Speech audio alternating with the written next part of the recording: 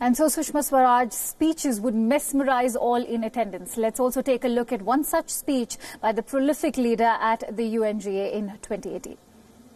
Excellencies, our world is still beset with conflicts, terror and hateful ideologies that are transcending borders and impacting our lives.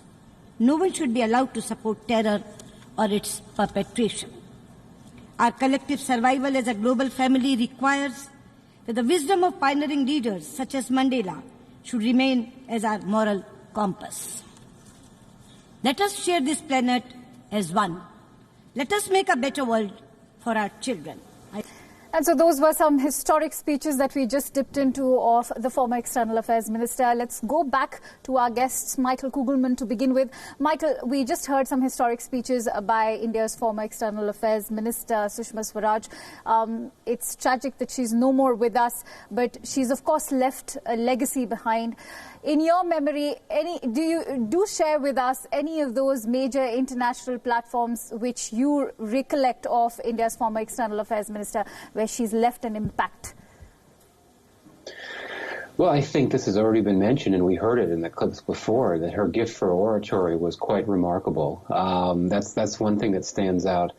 And also looking back at her life, just how she was able to confront and overcome a number of very considerable challenges. One, being a woman in politics and rising to the top to become a very senior political leader. It's quite extraordinary. And then later in her life, facing some very serious health challenges that she managed to get through and persevere. And I was very struck by how public she was willing to be about her health challenges. You have a number of public figures that choose to not have that private information out in the public sphere, but she didn't hesitate to have it out there. And I think that it is quite remarkable, if you think about it, that, she did live to see, barely, this monumental decision by India to change the status of Jammu and Kashmir. I imagine it's something that she had long wanted to see.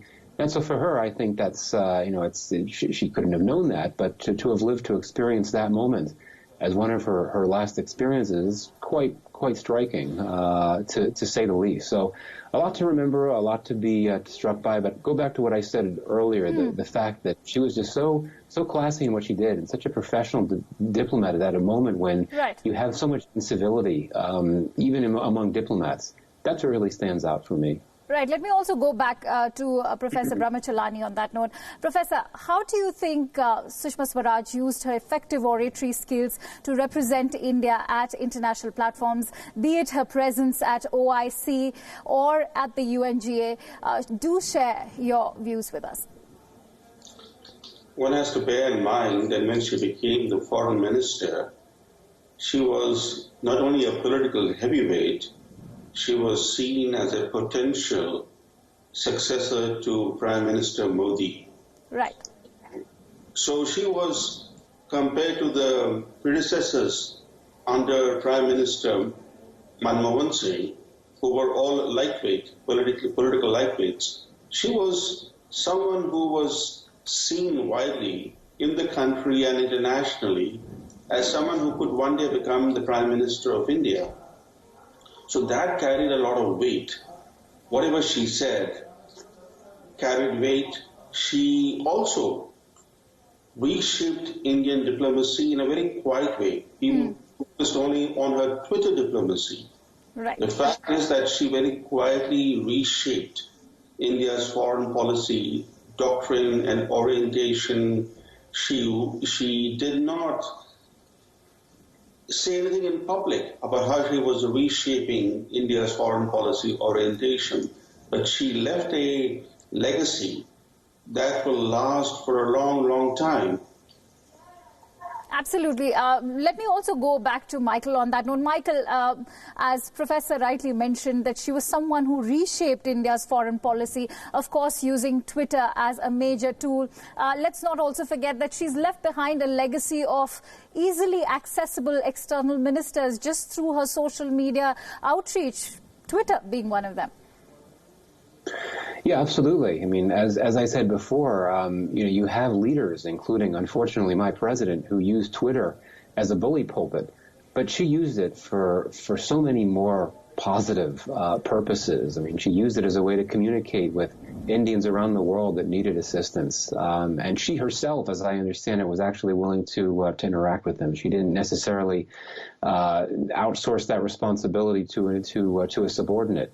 Quite remarkable. So this notion of Twitter diplomacy, being a people's diplomat, you're right. I mean, you could argue that she did contribute to a reshaping of diplomacy within India, but also on a global scale. I think that, what she had done can really serve as a model for diplomats and for senior officials, for ambassadors around the world, something to emulate, again, at a moment when you have many diplomats and interlocutors in international relations that don't act as civil as they should. So I think in that regard, that's another great legacy for her. Her ability and her willingness to connect on direct levels with people using the medium of Twitter. It's quite extraordinary.